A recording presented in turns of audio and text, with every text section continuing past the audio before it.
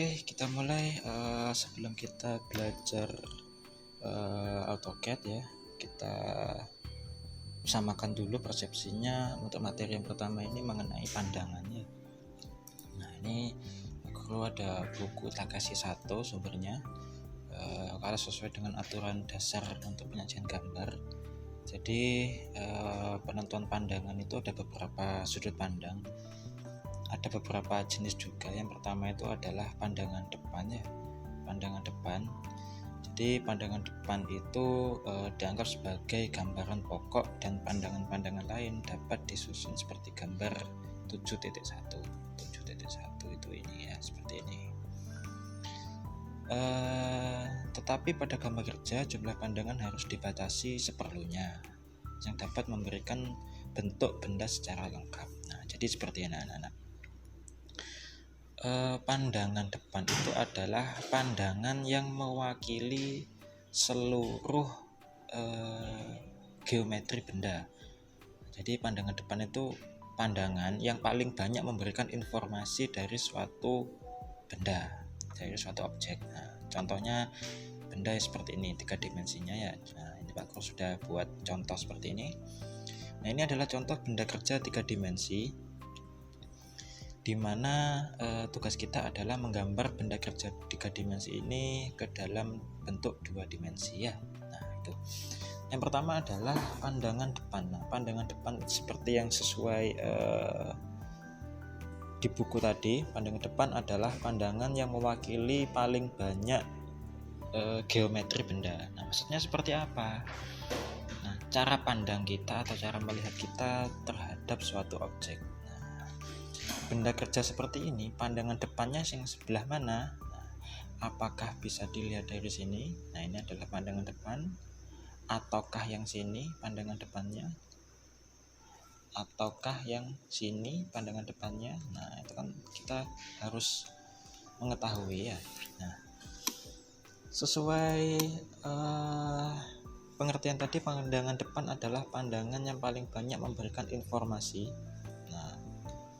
Jadi pandangan depannya adalah yang bagian mana? Ya betul, yang bagian sini. Coba kita cek pandangan depan. Kalau kita lihat dari sini atau kita kasih cermin ya di sini ya. Nah, ini kita visibility.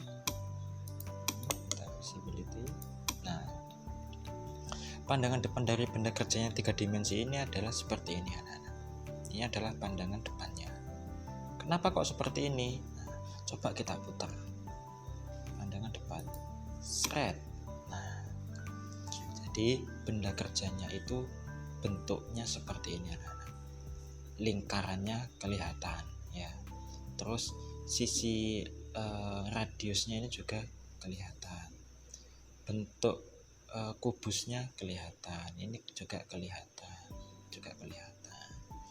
Nah, dari pandangan depan ini kita bisa menghitung di sini ternyata ada lingkaran, atau kita bisa mengetahui di sini ada lingkaran, terus di sini juga ada radius, terus tingginya ini bisa kita ketahui, lebarnya juga bisa kita ketahui. Nah, ini adalah pandangan depan. Nah, terus pandangan yang sini, terus pandangan apa Pak? Nah, yang sini adalah pandangan samping. Nah, ini pandangan samping. Coba kita kasih cermin di sini. Nah, ini adalah pandangan samping. Nah, coba kita putar. Nah, ini adalah pandangan samping.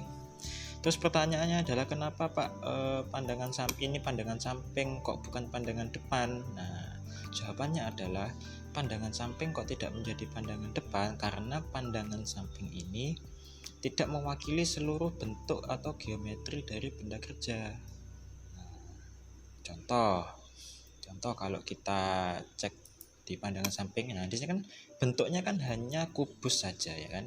Nah, ini bentuknya hanya kotak kubus saja. Radiusnya yang melingkar tadi tidak kelihatan. Terus lingkaran yang ada di sini juga di sini tidak kelihatan ya. Kelihatannya di sini. Nah, makanya ini adalah pandangan depan dan ini adalah pandangan samping. Nah, seperti itu. Jadi karena yang paling lengkap itu adalah yang ini, jadi ini adalah pandangan depan. Kalau yang ini adalah pandangan samping ya.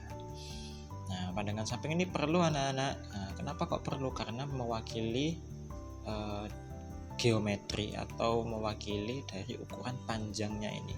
Nah, panjangnya ini bisa diketahui kalau dilihat dari samping. Nah, kalau dari depan kan nggak bisa kelihatan ininya ya, hanya ini saja, lebar ini, terus lebar yang sini ya kan, dan lebar yang ini. Lingkarannya kelihatan, radiusnya kelihatan, tinggi totalnya juga kelihatan. Nah, untuk lebarnya yang ke sana kan tidak bisa diketahui dari pandangan depan, maka perlu yang namanya pandangan samping seperti itu ya. Itu untuk pandangan samping. Terus kalau dilihat dari sini apakah boleh Pak? Boleh dari sini ya. Coba kita visibility. Nah, ini juga pandangan samping juga. Kalau bahasanya anak-anak mungkin waktu kelas 1 dulu, ini pandangan samping kanan, yang ini pandangan samping kiri ya. Tapi kalau kita cek ya, kita putar seperti ini, kita putar lagi. Nah, pandangan samping kanan dan kiri itu sama. Nah, samping kanan dan kiri itu sama, maka dari itu hanya perlu diberi satu saja ya. Yang perlu ditulis hanya satu saja, atau yang perlu digambar satu saja, yang kanan atau yang kiri saja. Bebas Pak, bebas, tergantung kalian nanti pemahaman gambarnya mengikuti pandangan Eropa atau Amerika. Nanti kita bahas di pertemuan selanjutnya ya. Atau dibuka lagi bukunya dulu yang kelas 1 itu ada pelajarannya itu. Oke, pandangan depan sudah, samping kanan kiri sudah. Terus selanjutnya adalah pandangan belakang. Nah, mungkin perlu Pak pandangan belakang. Pandangan belakang itu seperti pandangan depan, itu sama. Jadi yang belakang tidak perlu ya. Terus ada lagi yang namanya pandangan atas. Nah, bagaimana Pak kalau pandangan atas? Nah, pandangan atasnya kok seperti ini Pak? Kenapa kok seperti ini? Coba kita cek, kita klik yang top, kita putar menjadi ke atas. Seret.